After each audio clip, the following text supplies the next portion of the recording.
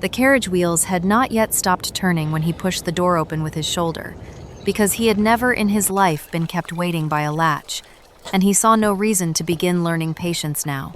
The gravel under his boots was the wrong color. That was the first thing he noticed, and he noticed it the way a man notices a missing tooth with his tongue before his mind has caught up. Pale stone where dark stone had been. Raked into clean furrows, the marks of the rake still visible, the pattern unfamiliar. He stood a moment with one gloved hand on the carriage door and frowned at the drive as if it had insulted him. Behind him the horses blew, and the coachman, who had been in his service 11 years and had grown very quiet on the last stretch of the road, did not speak. The afternoon light lay long across the lawn. There was a smell of cut box and turned earth and something faintly sweet that he could not name, and he disliked, immediately, that he could not name it. 3 months, he thought. Only 3 months, perhaps 4. He did not count well lately, and he had never thought he would need to. He looked up at the house. The house looked back. The shutters on the west wing had been repainted a color that was not the color he had chosen 7 years ago when he had chosen everything, and the brass on the door, which had been allowed for years to dull into a domestic green, gleamed now as if it had been instructed to. A footman he did not recognize stood at the top of the steps.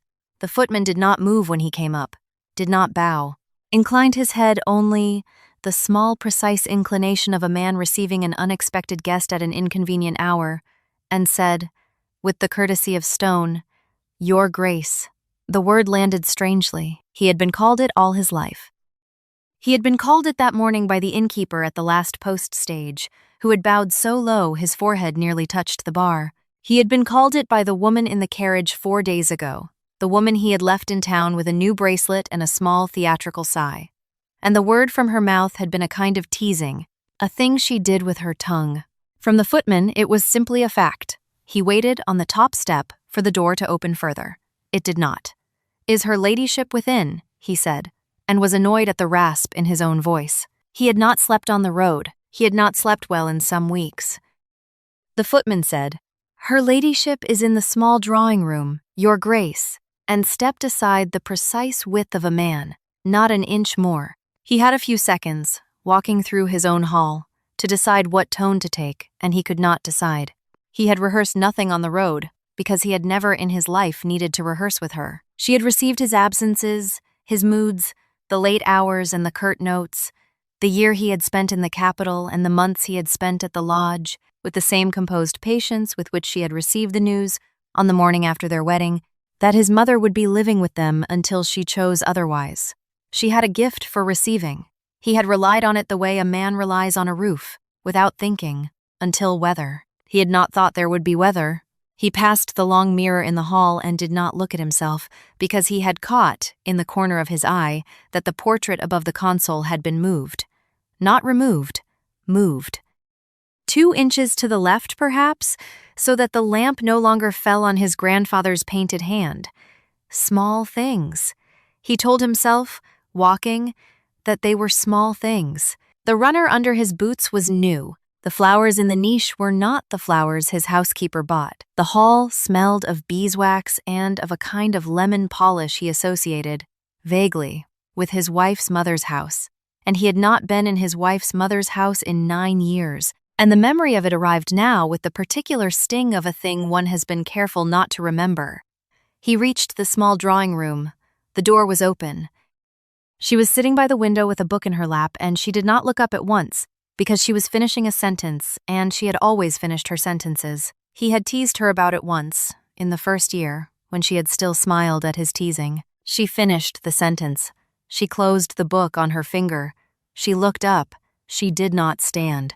That was the first thing. In 7 years of marriage and the 11 months of betrothal before it, she had stood when he entered a room, every time, without thinking, the way a candle leans toward a draught. Now, she sat. She inclined her head, the same inclination the footman had given him, and said, "You are earlier than I expected." And her voice was the voice he knew, low and clear and untroubled, and he understood, standing in the doorway with his gloves still on, that something in the house had shifted on its foundations while he was away, and that she had been the one to shift it, and that she was, at this moment, watching him to see how long it would take him to notice. He took off his gloves.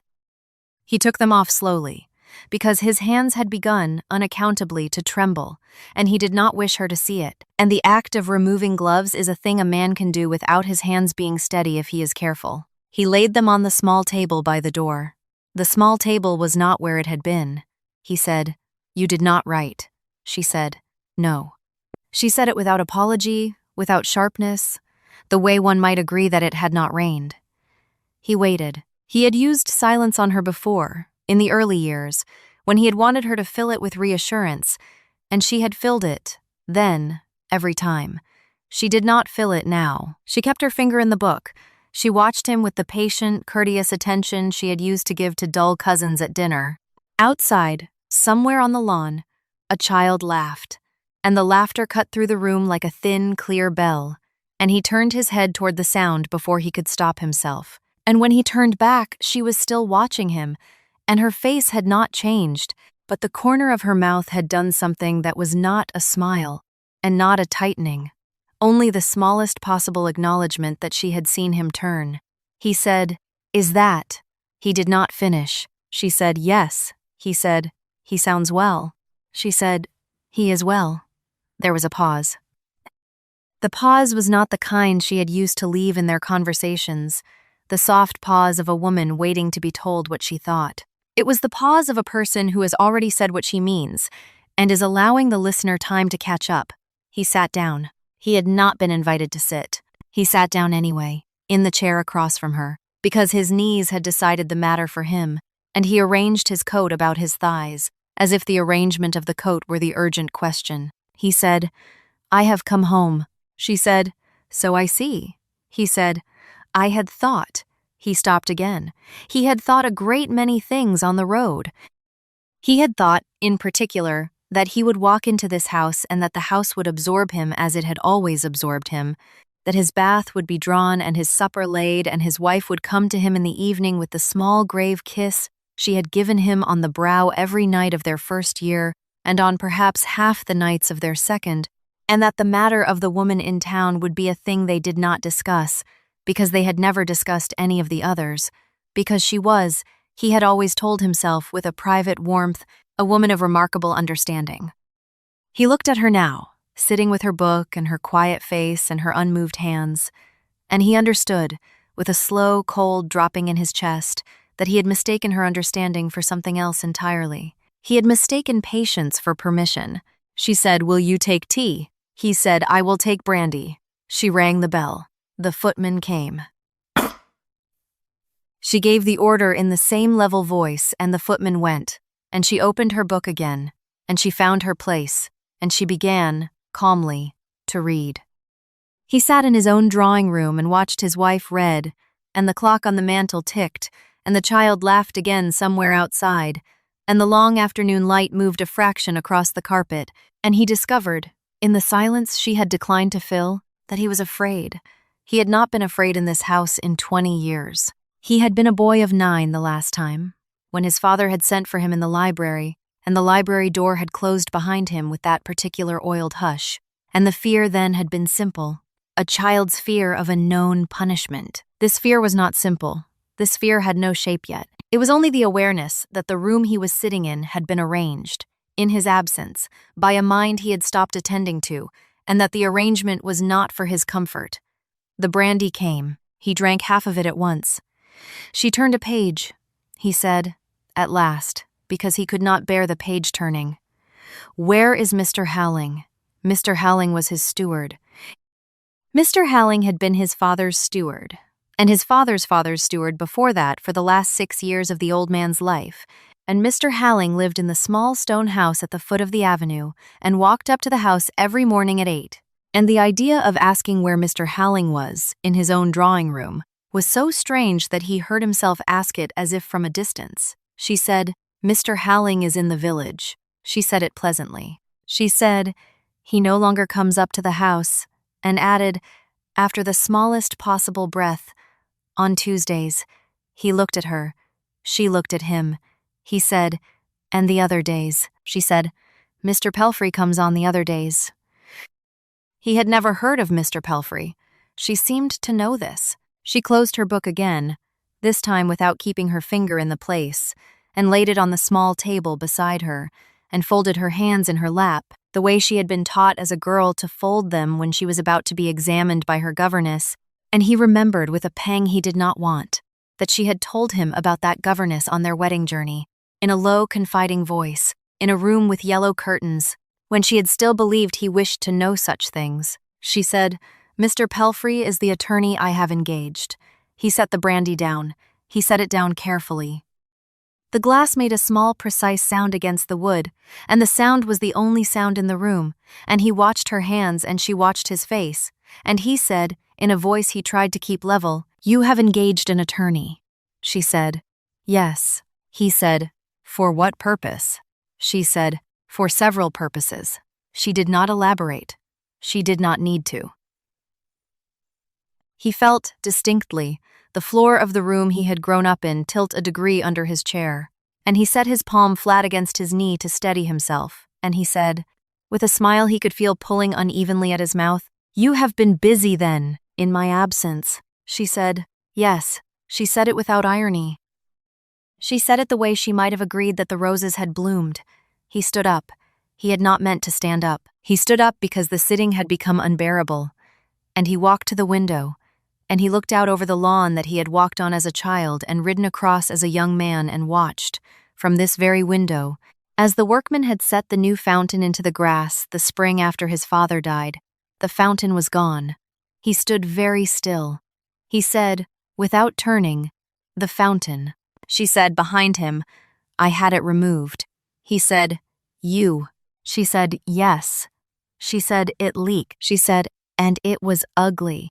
The last word was the only word she had spoken since he came into the room that had in it any private feeling at all, and the feeling was not the feeling he would have chosen for her to have. He turned around. She was still sitting. Her hands were still folded.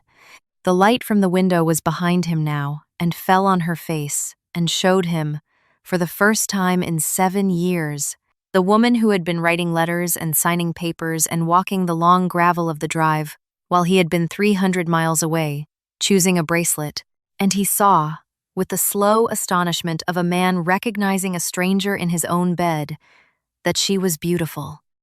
She had always been handsome. She had not, in his memory, been beautiful. Beauty in his wife had been a thing he had not required, because he had had it elsewhere, and the having it elsewhere had been so easy and so cheap that he had grown careless about what he had at home. He saw now, in the unforgiving afternoon, that the carelessness had cost him something he had not bothered to put a price on. She let him look. She did not lower her eyes. He said, "I will go up and change." She said, "Of course." He said, "We will speak at supper." She said, "As you wish." He went out of the room. He passed the footman in the hall, who again inclined his head, the precise, courteous inch. And he climbed the stairs to his own apartments with the gait of a man who has been walking all day, and at the door of his dressing room he stopped, because the door of his dressing room had been locked and the key was not in it. He stood with his hand on the handle and the handle would not turn, and from the long gallery behind him he heard the small, clear bell of the child's laughter again, closer now, coming up from the garden door, and a young, light, unfamiliar voice saying, with the delighted insistence of a small boy who has been told a secret and is not quite sure he believes it, "Is he here, Mama? Is he really here?" And a woman's voice, not his wife's, the voice of a nurse perhaps, hushing the boy gently, and the boy's voice again, dropping confidingly, asking, "And what shall I call him then?" And the nurse, after the smallest hesitation, answering, "You shall call him Sir, my lamb. Only, sir," the way the gentlefolk do. And the boy considering this and accepting it, the way children accept the strange arrangements of adults, and the footsteps moving away down the gallery, and the dressing-room door under his hand still immovably locked. He stood there for what he afterward could not have called a long time or a short time, only a time outside the usual measure, with his palm on a brass handle that had been his father's and his grandfather's, and that had never in his life refused him. And he listened to the small footsteps recede, and to the nurse's low voice fading, and to the house breathing around him in its new, careful, considered rhythm, and he understood that the boy in the gallery was his son, and that his son had been instructed to call him Sir. He took his hand off the handle. He walked back along the gallery in the other direction, because he could not, at that moment, bear to walk in the direction the child had gone, and he came to the long window at the head of the stairs and stood at it and looked out without seeing. After a while he went down. He did not ring for anyone. He went into the library, because the library had always been his, in the particular way a man's library is his, with the smell of old paper and pipe smoke soaked into the curtains and the chair by the fire molded to the shape of his back. And he opened the door and stopped on the threshold because the curtains had been taken down and washed and rehung, and the pipe smoke smell was gone, and the chair by the fire was the chair he remembered, but the small table beside it had been replaced with a writing desk, and on the writing desk were ledgers, and the ledgers were open, and the handwriting in the ledgers was not Mr. Halling's. He went to the desk. He had not been forbidden to. He picked up the topmost ledger. He read 3 lines and put it down. He picked up the next. He read a column of figures and a marginal note, and the small, neat initials at the foot of an entry, initials that were not his and not Halling's, and he put that ledger down too. He sat in his chair, which still fit him, and he stared at the cold grate, and after a long while he became aware that there was a folded paper on the corner of the desk addressed in his wife's hand to him. He did not open it at once. He looked at it. The hand had not changed. The letters were the same letters she had drawn on the cards she had sent him in the first year, when she had still sent cards, the same long, deliberate L, the same closed O. He had loved her hand once. He had told her so, on a balcony, in a season he could no longer accurately date. He picked up the paper. He unfolded it. He read. He read it twice, the second time more slowly than the first. And when he had finished, he sat with it on his knee and listened to a clock he could not see strike the half-hour in some other room, and he discovered that his mouth was dry. The paper said very little. The paper said that supper would be served at the usual hour. The paper said that Mr. Pelfrey would attend at 10 the following morning at her ladyship's request, and that his grace was welcome to be present. The paper said that the boy had been told his father was a traveler who had come a long way and would be tired, and that no introduction need be made tonight unless his grace wished it. The paper was signed with her name only, not her title, not the formula she had used in every note of 7 years, only her given name in the long, deliberate hand with the small closed O, and a full stop after it, which he had never in his life seen her use after her own name before. He sat with the paper a long time. The light in the library went thin and then gold and then the color of weak tea, and at last a footman came to the door, not the footman from the steps, but another, equally polite, equally unfamiliar, and said that supper was served. He went in. She was at the foot of the table. He went to the head, because the head was his, and he sat there, and the soup came, and the soup was good, and the wine was the wine he had laid down himself in the 2nd year, and the candles were lit, and the room was as it had always been, except in every detail in which it was not. She did not speak first. She ate. She ate as she had been taught to eat, neatly, without sound, and she let him fill the silences, and he filled them, at first with the easy small talk of a returning husband, the roads, the weather, the price of horses at the last fair, and she received each remark with a small, grave attention and offered nothing in return except, now and then, a courteous monosyllable that closed the topic like a door. By the fish he had begun to hear his own voice. By the meat he had stopped. He drank. He watched her. She had ordered, he realized, dishes he disliked, not flagrantly, not in any way he could have named at the table without sounding ridiculous.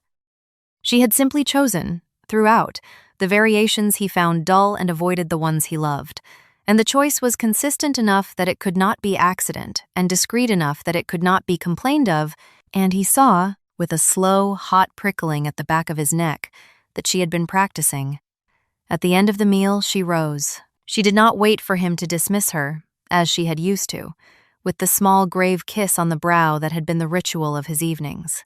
She rose and inclined her head, the inclination that everyone in this house seemed now to have learned, and she said, I have had your old room made up for you tonight. The old room. The room he had slept in as a boy. The room with the narrow bed and the cold east window and the small portrait of his great aunt that he had been afraid of when he was 7. He set his glass down. He said, "My room." She said, "Your room is being repainted." She said it as if this were a thing he might have been expected to know. She said, "You did write, did you not, that you would not be home until autumn?" He had written that. He had written it in a fit of carelessness in the second week of his absence, when he had thought himself happy. He said after a moment, "And when shall I have my room back?" She said, "When it is finished." She did not say when that would be. She inclined her head again. She left. He sat at the table with the candles guttering and the servants standing at the wall like patient stone, and the wine sour in his mouth.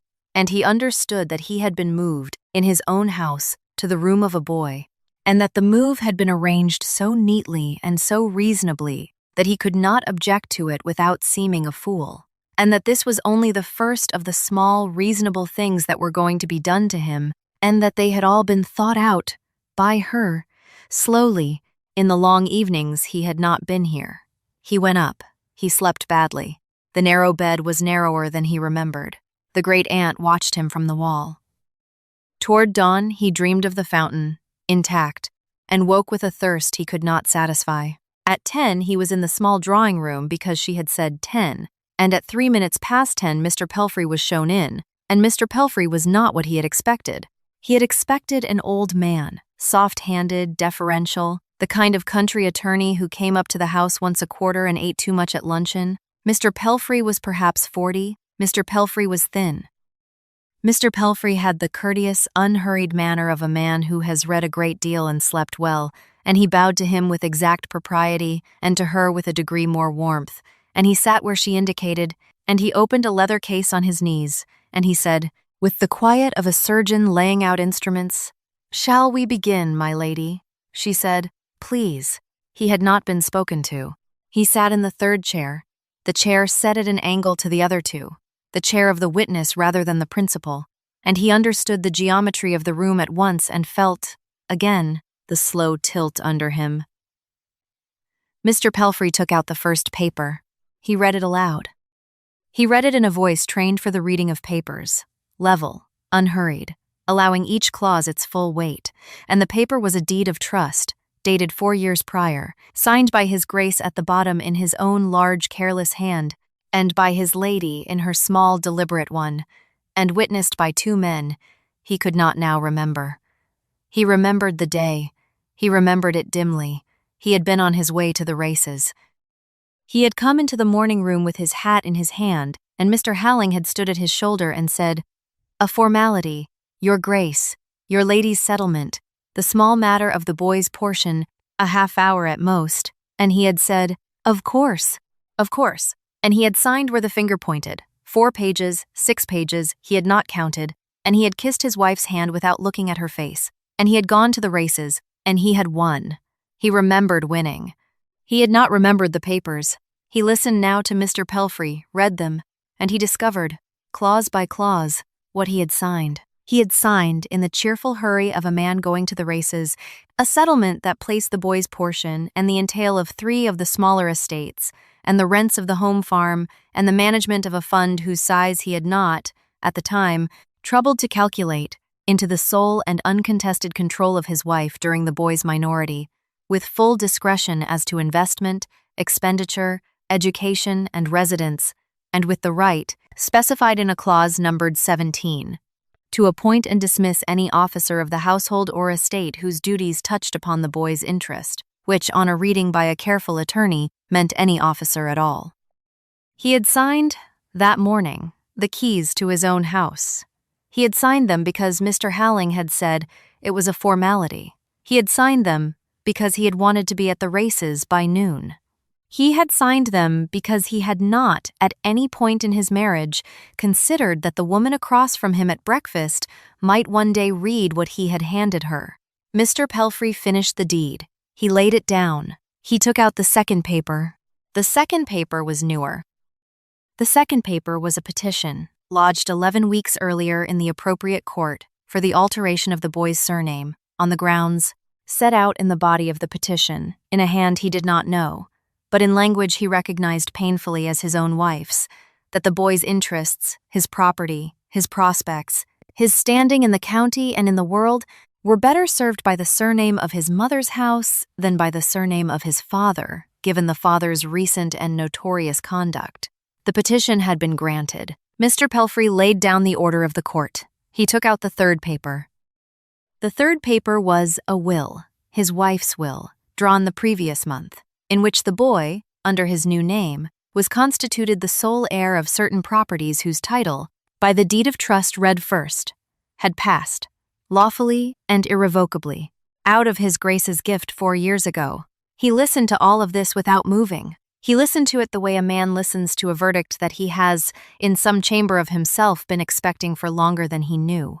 When Mr. Pelfrey had finished, and had folded his hands on his knees, and had looked, with the small grave attention of a man who has done his work, not at his Grace but at her ladyship, there was a pause. Into the pause, his Grace said, in a voice he tried very hard to keep at the level of polite enquiry, "You have changed my son's name," she said. "He is my son also." He said, "You have changed his name." She said, "Yes." He said, "Without my consent." She said, "With your consent." She said, "You signed it." He had begun to shake. He had not noticed when it had begun. He set his hands flat on his thighs to stop them, and he said, "You tricked me."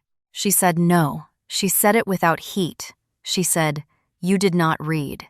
He stood up. The chair scraped behind him on the polished floor, and the sound was loud in the room, and Mr. Pelfrey did not flinch, and she did not flinch, and he stood there in the middle of his own small drawing room with his hands fisted at his sides, and he heard himself say, loudly, more loudly than he had meant, "You have made me a stranger in my own house." She let the silence hold. He did not fill it.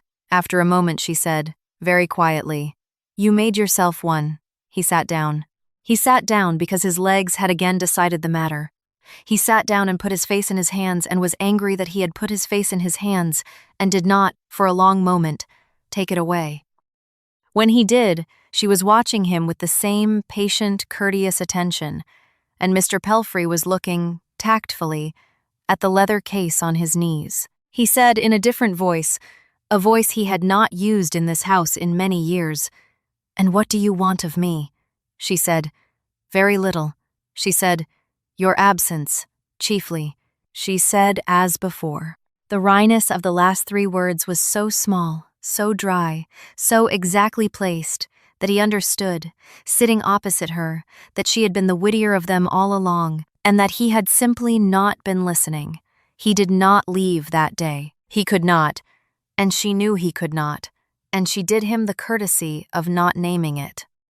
There was the question of his horses. There was the question of his valet, who had been sent on by an earlier coach and who was now installed, very contentedly, in a back room of the servants' wing eating cold pie and telling the kitchen girls about the inns on the southern road.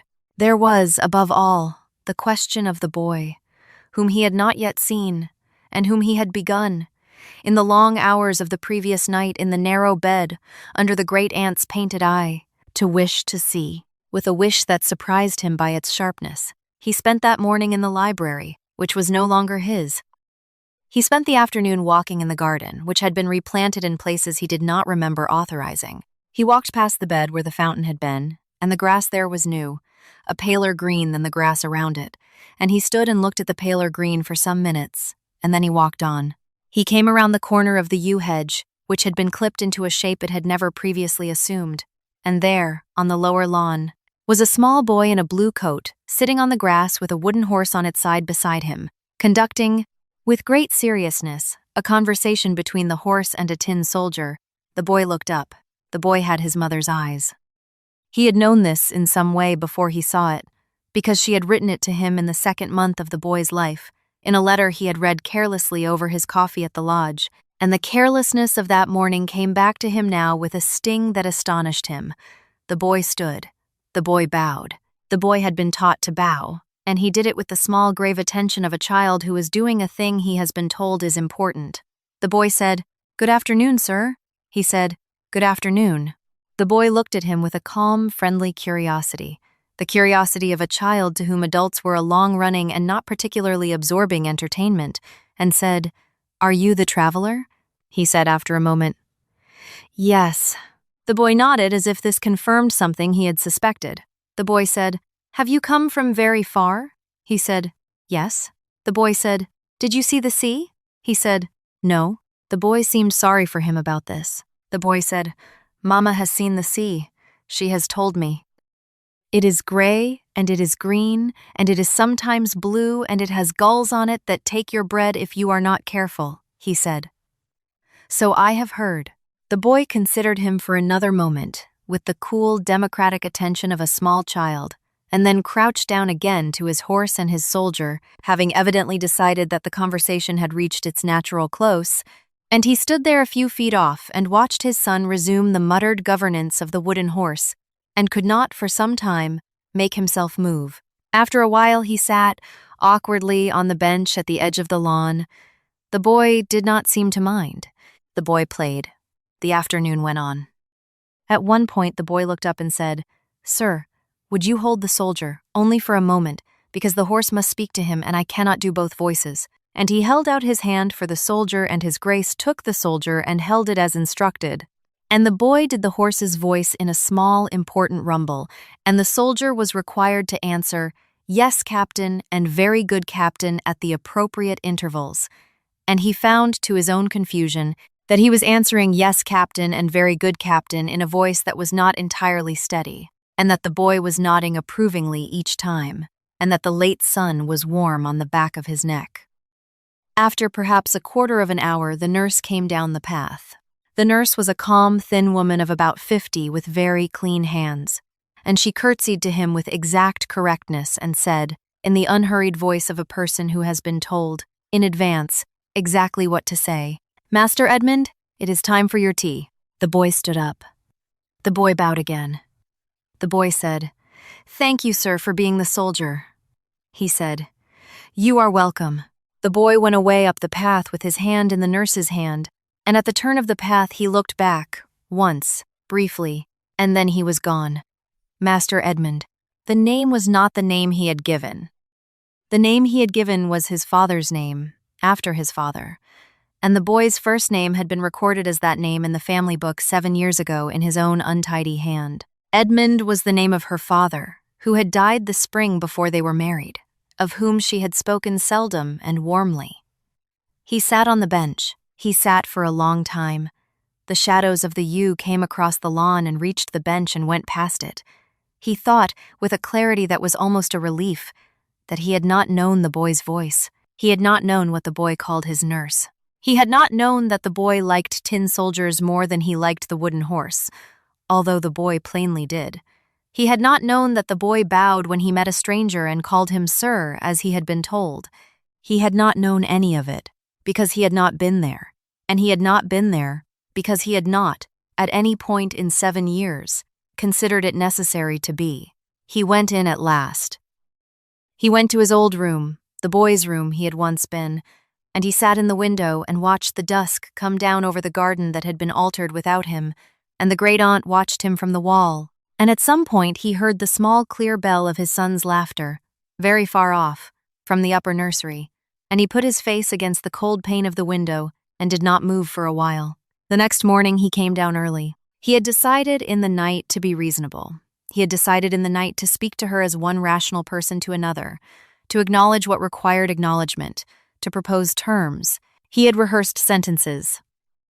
He had rehearsed them several times, lying on his back in the narrow bed, and the sentences had seemed, at 3 a.m, both dignified and just. He found her in the breakfast room. She was alone. There was coffee. She poured it for him, because she had always poured his coffee, and the small gesture, performed without comment, undid for an instant his rehearsed sentences, and he sat down opposite her and could not, for a moment, remember the first of them. He drank the coffee. He set the cup down. He said, "We must speak." She said, "We are speaking." He said, "About the boy." She said, "Yes." He said, "I should like to know him." She looked at him over her cup. She did not answer at once. She set the cup down. She said, "You are welcome to know him." He had expected to have to fight for this. He had prepared, in the night, several arguments, several appeals, a reminder of his rights, and a hint of his consequences. He was disarmed by the plainness of her permission and sat for a moment with nothing to say. She said after a pause, "On certain conditions." He said, "Naturally." She said, "You will not tell him, this year or next, who you are to him." He said, "He is my son." She said, "He is a child of 7. She said, "He has been told that his father lives abroad and is not well, and that one day perhaps they will meet." She said, "He does not need, at present, to be told that his father is the traveler who held the soldier." He said nothing. She said, "In time, if you are constant, he may be told." She said the word constant without emphasis, and the absence of emphasis was itself the emphasis. He said, "I see." She said, "You will not enter the nursery without the nurse's leave. You will not give the boy gifts without first showing them to me. You will not speak to him of his name." He said, "His name." She said, "His name is Edmund Maitland."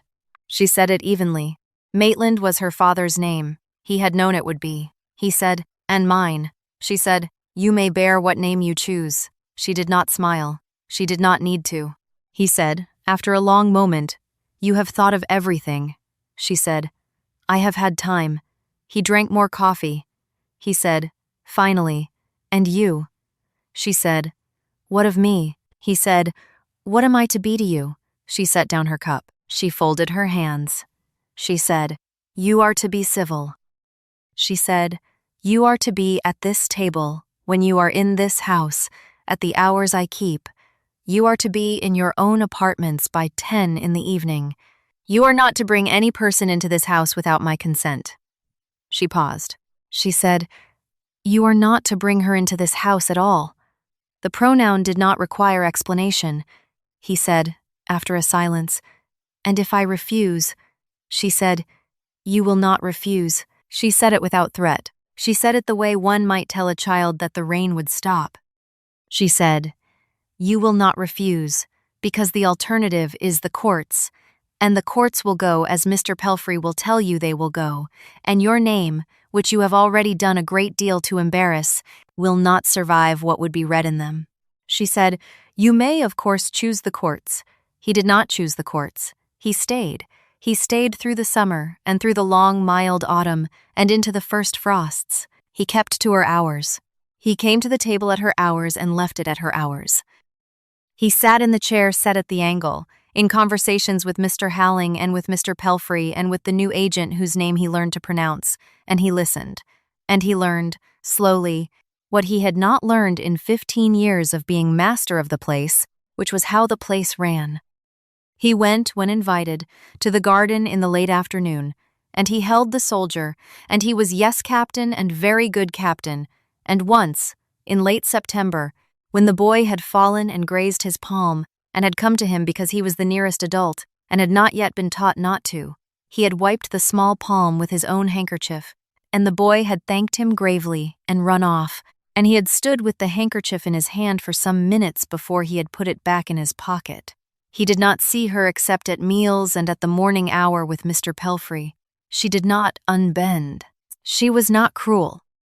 She was simply finished with a particular use of her face, which she had used on him for 7 years and would not use again. He understood this without being told. He wrote, in October, to the woman in town. He wrote a careful, courteous, final letter. He signed it with his name, the whole of it, and he sealed it with his ring, and he gave it to a footman, and that was the end of that. He did not afterward regret it. He had thought he would. He did not. He had had all his life the easy man's confidence that he could withdraw from any arrangement without cost, and discovered now, in his 40th year, that he had been wrong about this in the only arrangement that had mattered, and the discovery left him quieter than he had been. Winter came. The boy was given a small pony, and learned, with great seriousness, to sit it. His Grace, who had not been consulted, was invited to walk beside the pony on the lower drive, and did so, with a hand at the bridle, on 3 afternoons a week through November.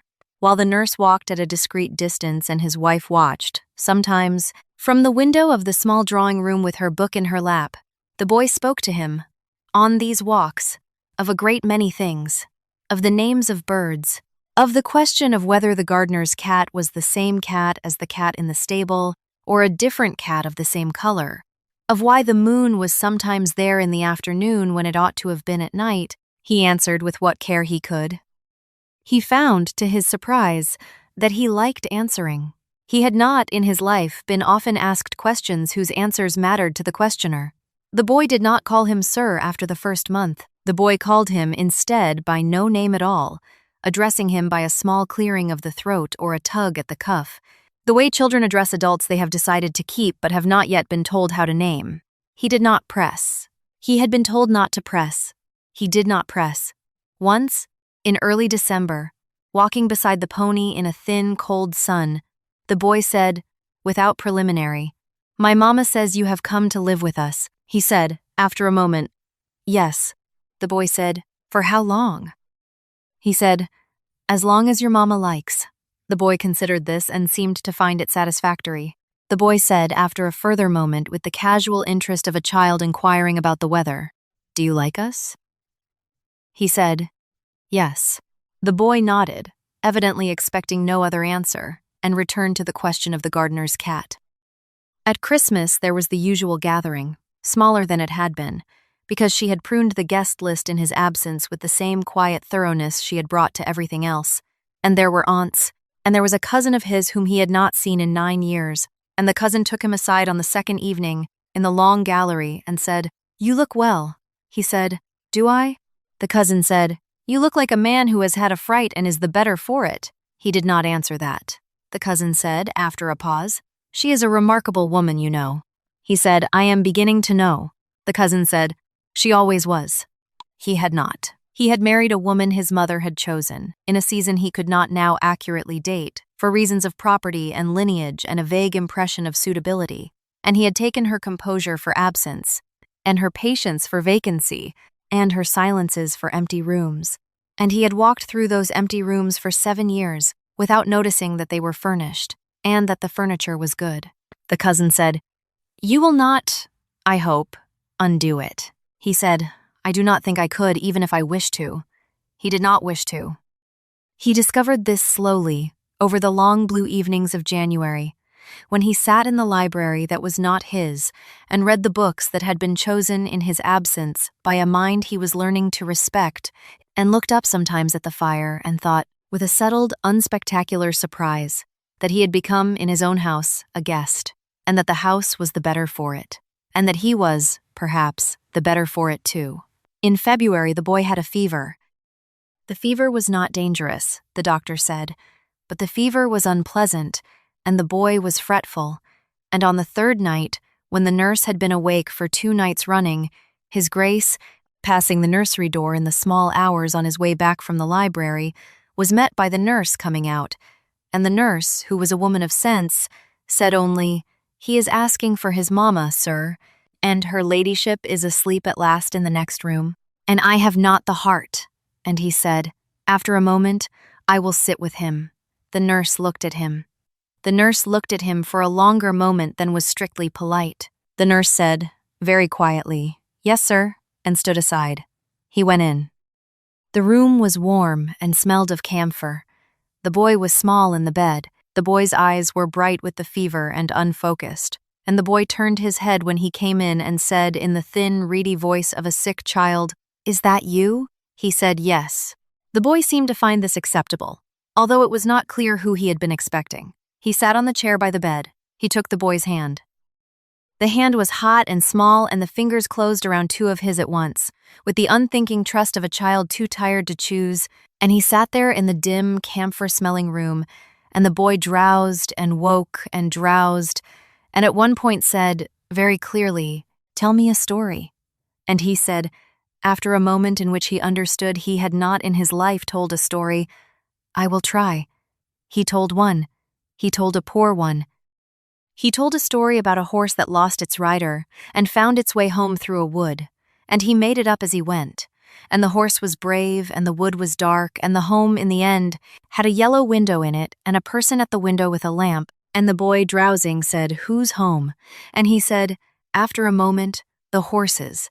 And the boy was satisfied and slept. He sat with the boy's hand in his until the gray began at the window. At some point, without his knowing exactly when, the door behind him opened, and she came in. She did not speak. She stood for a moment behind his chair. He did not turn. He felt her look at the boy, and at the hand in his, and at the back of his head, and then she went, without sound, the way she did everything, and the door closed, and he understood that something had passed between them that would not be named, and that did not need to be. In the morning the fever was less, by evening it was gone. The boy, recovering, was magnanimous, and granted audience to his pony from the window, and ate a small bowl of broth, and told the nurse, with the great seriousness of a child reporting an important matter, that the traveler had told him a story about a horse, and the nurse said, "Did he indeed?" And the boy said, "Yes, and it was a good story." And the nurse said gravely, "I am glad to hear it." She did not speak of it. She did not speak of any of it. But at supper that evening she had ordered without comment the dish he had always loved, the one she had been so careful, in his first week's home, not to put before him. He looked at the dish. He looked at her. She did not look up. She ate, neatly, without sound, and he ate, and the candles burned, and after a while she said, in the same level voice with which she had said everything else that mattered, "You may, if you wish, take the boy to see the sea in the summer." He set his glass down. He said after a moment, "I should like that very much." She said, "We shall see." The "we" in her mouth was the first "we" she had used to him in 7 months, and he heard it, and did not remark on it, and went on with his supper. And the room around them did not change, and yet the room around them was not the same room it had been at the beginning of the meal, and he understood, sitting at the head of his own table with a wife at the foot of it who had taken his name from his son and his house from his hand and given him, in their place, a chair to sit in and a story to tell, that he had been given, very late, a thing he had not deserved, and that he intended, for as long as she let him, to be worthy of it. Spring came. The grass over the bed where the fountain had been grew in at last and matched. The boy went to the sea in July, with his mother, and with the traveler, who walked behind them on the shingle, and who held a small jacket and a small bucket, and did not, on the whole, speak unless spoken to, and the boy ran ahead at the water's edge, and shouted at the gulls in delight, and the gulls declined to be impressed, and his grace stood at a little distance with the bucket and watched, and his wife, in a plain straw hat that the wind kept threatening to take, stood beside him for a long moment without speaking, and at last said, "He is not afraid of it." He said, "No." She said, "I was afraid of it the first time." He said, "You never told me." She said, "You never asked." She said it without sharpness. She said it the way one notes a small old fact about the weather of a long-ago year. He said, "After a while, I am asking now." She looked at him. She looked at him for a moment longer than was strictly necessary. She said, "There is time, perhaps, to tell you." She did not say there was. She said there was, perhaps. He took it. He had learned by then to take what was offered and not to ask for more. The gulls cried. The boy shouted.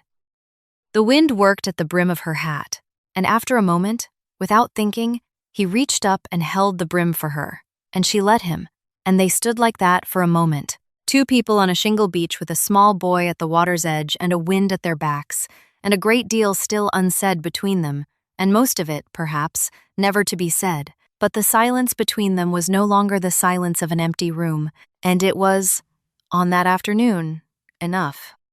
And so, dear listener, that is where I leave them, with the gulls and the wind and the small boy who will, in his own time and not before, be told who the traveler was, and with a woman who used the only weapons that had been given her, which were her patience and her wits and her husband's own careless hand, and used them so cleanly that no one, in the end, could call her cruel, and with a man who came home to find himself erased and discovered. Slowly, and to his own astonishment, that being erased was not the end of him, but the beginning of someone else. If you have ever been overlooked in a room where you had every right to be seen, if you have ever sat very still while a careless voice spoke over yours and waited, with a patience that surprised even you, for the moment when speaking would do more than shouting, if you have ever picked up a pen instead of raising your voice, and signed your name slowly, and let the paper do what your tongue could not, then you have, in your way, sat at her table, and you have known the particular quiet satisfaction of being underestimated by someone who will, one day, look up and understand. Tell me, by the fire here, which moment stayed with you? Was it the locked door of the dressing room? Or the boy in the blue coat with the wooden horse? Or the dish she set before him the night the fever broke? Or the brim of the straw hat in the wind? I should like to know. And if you have liked sitting with me tonight, draw your chair a little closer for the next one, and bring a friend if you have one to bring. For there is another story waiting, and the fire is still good, and the night, as you can see, is long. Sleep well, traveler. I will keep the lamp lit.